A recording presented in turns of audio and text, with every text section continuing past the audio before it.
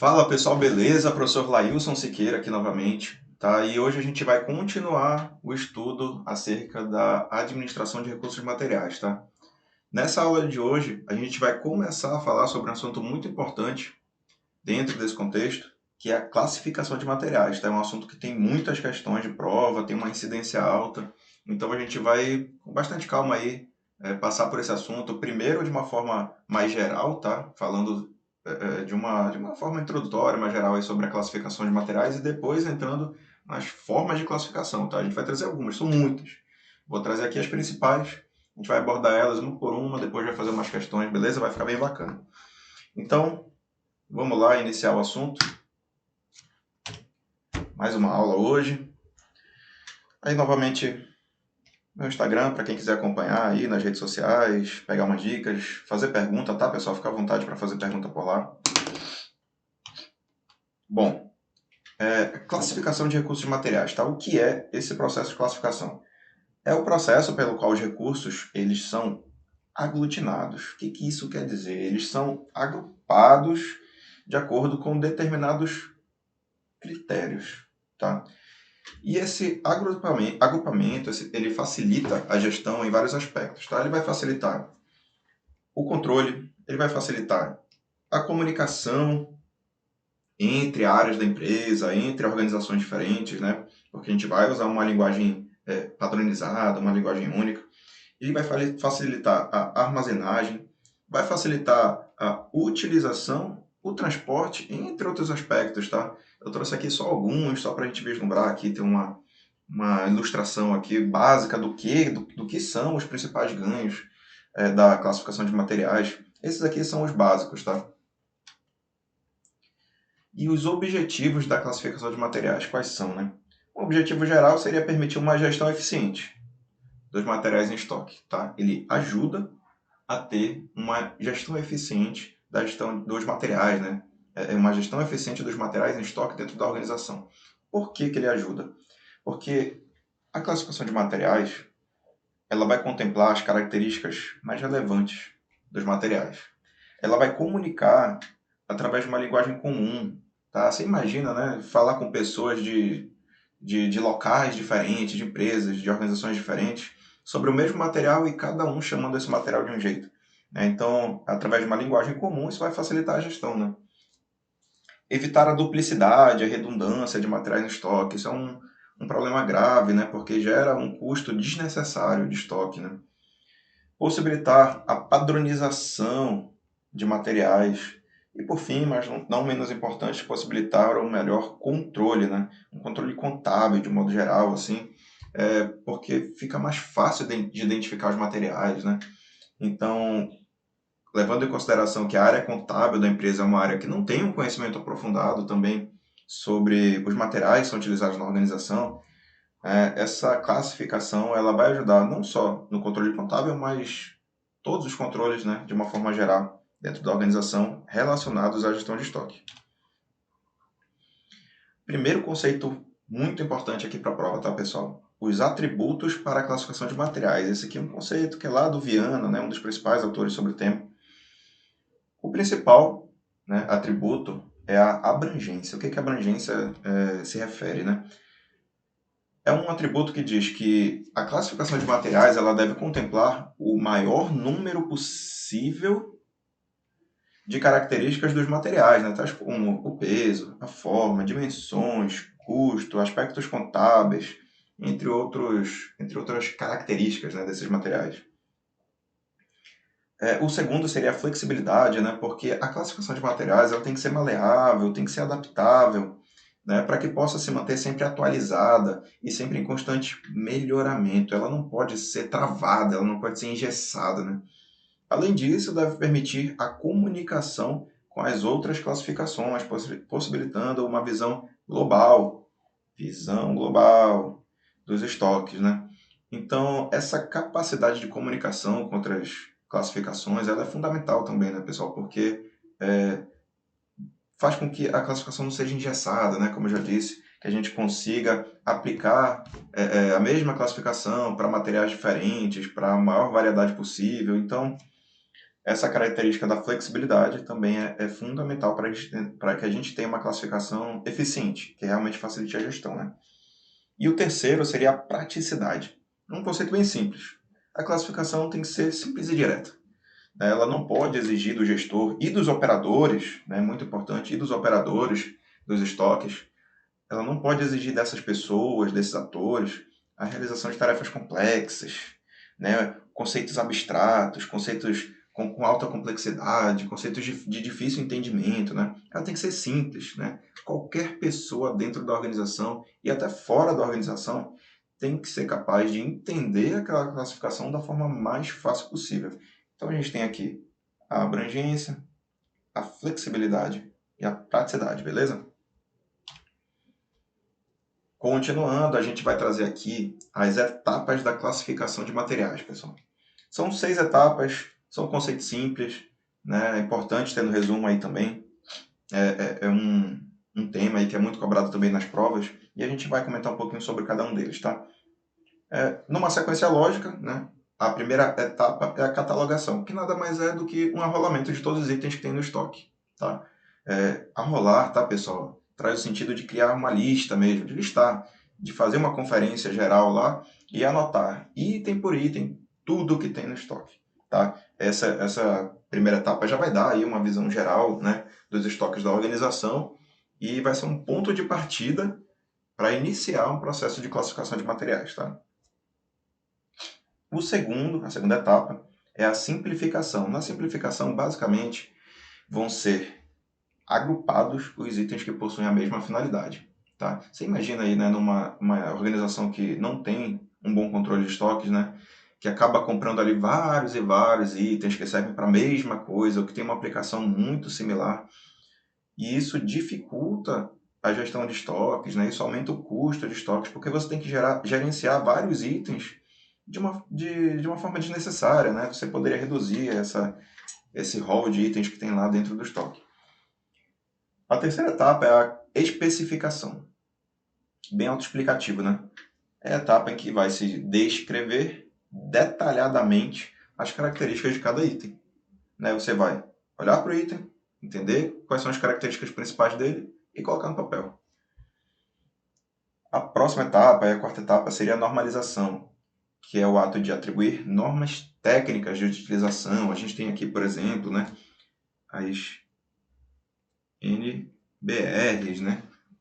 São as normas brasileiras, normas técnicas, né, que tratam de diversos tipos de materiais, diversos tipos de atividades. A penúltima etapa seria a padronização, que já é uma questão interna da empresa, né? É o ato de estabelecer padrões em relação aos materiais, padrões de peso, padrões de forma, padrões de medidas, né? Para que a gente, quando a gente se refira a um determinado material, a gente já saiba qual é o padrão de características que esse material deve possuir dentro do estoque. E, por último, a codificação, né? Que é um ponto que a gente vai aprofundar mais na próxima aula também. E a codificação é simplesmente atribuir um código, né? Que pode ser formado por números, por letras ou por números e letras. E esse código vai ser atribuído para cada item. Sobre a codificação de materiais, né? Ela ordena os materiais segundo um plano metódico, sistemático e racional, atribuindo um código para que possam ser identificados a critério da organização. Tá? Então, cada organização pode definir o seu critério, mas existem critérios que são globais, né? Que são gerais, que são amplamente utilizados dentro do mercado, para facilitar justamente aquela comunicação, né, entre diferentes classificações, comunicação entre diferentes organizações. Né? Basicamente, essa codificação, como eu já comentei anteriormente, ela pode ser alfabética, numérica ou alfanumérica. Duas coisas importantes que a gente precisa fixar aqui é que o sistema alfabético ele é o mais limitado, tá? E atualmente ele é pouco usado, porque ele é o de mais difícil memorização. Normalmente ele usa um sistema mnemônico, mas mesmo assim ele acaba sendo pouco utilizado por esse motivo. O sistema numérico é o mais utilizado nas organizações. É um sistema muito versátil e de mais fácil memorização, mais fácil aplicação. né, usar só números na classificação acaba sendo mais simples, né? Então ele é formado por uma atribuição lógica de números para identificar cada material, tá? Não é aleatório, né? Existe um método, né? Como a gente já tratou aqui, existe um método, existe um sistema de forma racional, tá? Não é aleatório. Vou até destacar isso daqui, tá? Não é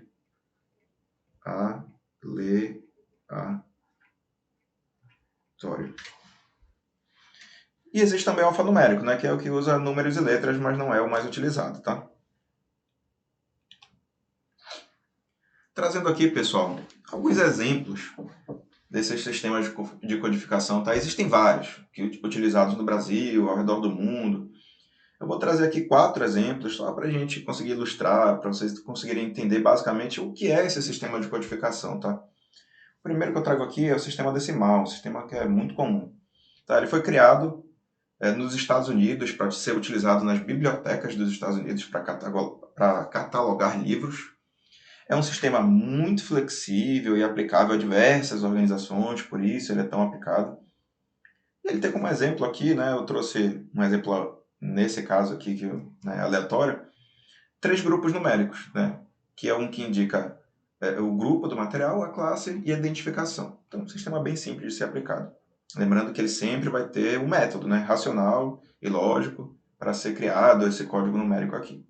O segundo seria o FSC, né, que é o Federal Supply Classification, né? Ele foi criado pelo Departamento de Defesa dos Estados Unidos, abrange qualquer material e é formado por 11 números, né? Vocês vejam aí que os americanos sempre um pouquinho à frente, né, nesse quesito aí da gestão de materiais. Um exemplo dele aqui também, só para ilustrar, tá? Ele tem 4 grupos de números aí, um que apresenta o grupo do material, a classe, a identificação e um último que é um código de controle aí, né, como número de controle do material. Trago aqui também, pessoal, o código de barras, né, que é muito conhecido, todo mundo vê todos os dias, aí quando vai ao mercado, quando vai comprar qualquer tipo de produto, tem lá o leitorzinho de código de barras lá dentro da loja, né? E o código de barras é uma representação gráfica em barras de combinações binárias do computador. Ele é gerado por computador, né? Essas combinações elas são decodificadas por leitura ótica, informam números ou letras do código. Os mais utilizados são os EAN, né? Esse código EAN é um tipo de código de barras, tá? Um padrão de código de barras amplamente utilizado, que pode ter 8, 13, até 128 dígitos aqui, tem várias quantidades, vários grupos aqui que podem ser utilizados. E por último o QR Code, né? Que é um tipo de codificação muito presente nos dias atuais aí, todo mundo usa todos os dias para fazer pagamento, né? Para identificar itens e até outros tipos de informação, que vem do termo em inglês Quick Response, né? Que é uma resposta rápida. É um código de barras em 2D, né? Então ele é basicamente o mesmo sistema de um código de barras, só que ele é em 2D, ele tem uma imagem com informações na vertical e horizontal, e pode ser escaneado usando a maioria dos equipamentos com câmera. Então, por isso ele é muito prático, né? Muito rápido aqui, o QR Code. Aqui um exemplo visual, né, de cada um desses que eu trouxe. Lembrando que existem vários, né? Existem muitos métodos de codificação. Aqui eu trouxe só alguns exemplos principais. Então, o FSC aqui, né, a gente pode observar o número do grupo, da classe, do código de identificação, o dígito de controle. Aqui no decimal bem parecido, né? Código de grupo, código de classe, código de identificação. Então, só para exemplificar aqui, né, vamos supor que você está falando aí de uma geladeira, né? Você tem aqui o grupo que identifica que aquilo ali é uma geladeira, e aí você tem a classe que identifica que aquilo ali é uma geladeira de 2 portas até uma determinada quantidade de litros, e você tem um último grupo que identifica aquela geladeira em específico. Então, é basicamente assim que funciona, tá? E aí a gente tem aqui um exemplo visual também do código de barras e do famoso QR Code, né? Que todo mundo já deve conhecer. Entrando aqui já nas questões, tá, pessoal, para a gente fixar esse assunto. Essa parte introdutória ela não é muito longa, mas é importante a gente entender aqui através de questões, tá? Como que isso é cobrado. Então, a primeira questão, bem simples. Assinale a alternativa que compreende os 3 principais atributos da classificação de materiais. São aqueles que a gente viu lá no início da aula, né? Na letra A aqui ele traz originalidade, né? Isso daqui não é um atributo que a gente aprendeu, né? Lembrando que a gente deve se fixar naqueles 3 atributos que a gente já discutiu aqui. Letra B, praticidade, aplicabilidade e periodicidade, também a gente não falou em periodicidade aqui. Originalidade, também a gente não falou nisso, né? E na letra D, praticidade, abrangência e flexibilidade. Aí sim, aqueles 3 atributos que a gente trabalhou aqui, né? A praticidade, ele tem que ser simples, tem que ser direto. A abrangência, o maior número de características possível. E a flexibilidade, a capacidade de comunicação, né? de atualização do sistema de codificação, né? Então a resposta correta é a letra D. Na classificação de materiais, o atributo da flexibilidade refere-se à necessidade de tal classificação ser direta e simples. E aí, nesse tipo de questão, tem que ter muita calma na hora de responder, né? Porque, sim, existe o atributo da flexibilidade, e sim, existe um atributo que diz que a classificação tem que ser direta e simples. Mas eles não se correlacionam, né? Quando eu falo disso daqui, de ser direto e simples, eu estou falando do atributo da... Opa, escrevi aqui. Praticidade, né? E quando eu falo de flexibilidade, eu estou falando aqui, uma palavra-chave importante para a gente ter em mente, da capacidade de comunicação. Opa. Atualização do sistema de classificação, né? Então são conceitos diferentes, a gente não pode confundir uma questão dessa, né? Então, gabarito é errado. Próxima questão. A classificação de materiais tem como uma de suas funções o controle de estoque. Beleza, perfeito até aqui. O atributo objetivo, que se destina a caracterizar aspectos dos materiais armazenados, denomina-se. Então, qual é daqueles atributos que vai abordar as características dos materiais, né? Quando a gente está falando de aspectos aqui, a gente está falando de características, certo? A gente está falando de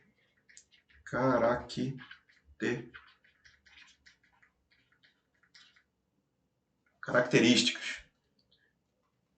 No caso, o atributo que vai lidar com as características, pessoal, é o atributo da abrangência, né? Que ele diz que a gente tem que utilizar, né, no sistema de classificação que a gente for aplicar, o maior número possível, né? O maior número possível, botar aqui uma setinha para cima, de características dentro dessa classificação.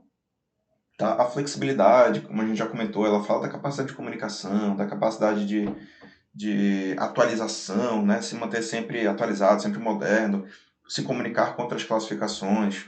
Essa seria a classificação da flexibilidade.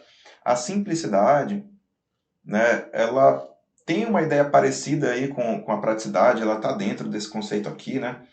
Mas o atributo em si é o atributo da praticidade, né? Que diz que tem que ser simples e direto. O sistema de classificação tem que ser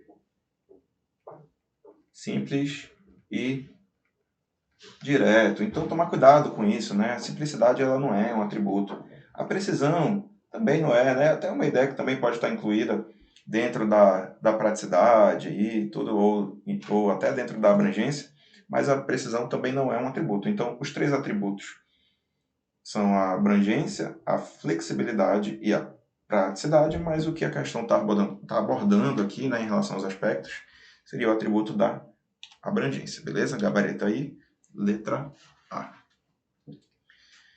Próxima questão, né, ela traz aqui um conceito mais longo, um texto mais longo, né, que eu dei uma resumida porque não era relevante para a questão.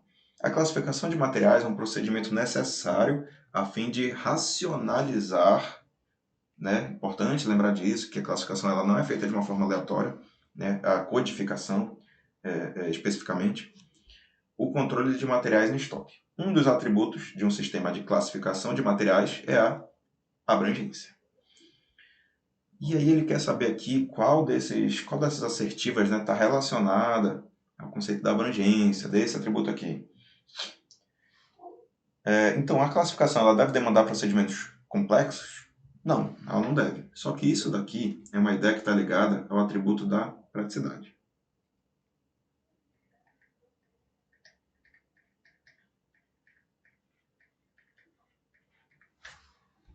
Alternativa B. Refere-se à comunicação entre os tipos de classificação, bem como a possibilidade de adaptar e melhorar o sistema de classificação dentro do desejável, né, sempre que desejável. Né? Essa assertiva aqui, ela é correta quando a gente está falando aqui do atributo da flexibilidade.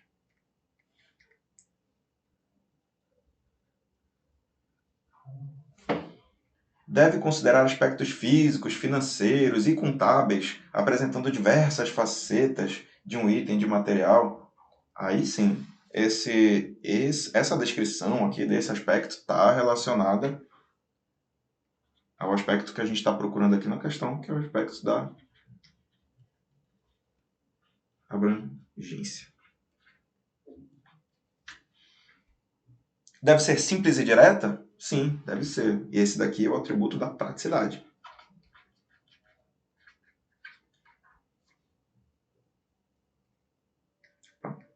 Praticidade. Permite interface entre diversos itens de classificação, de modo a apresentar uma visão ampla da gestão de estoques. Quando a gente fala em interface, tá, pessoal, a gente está falando de comunicação. A interface é um sistema, né, que permite a comunicação entre dois sistemas, entre duas pessoas, né? Então, quando a gente está falando aqui dessa interface entre diversos tipos de classificação, a gente também está falando da flexibilidade, tá?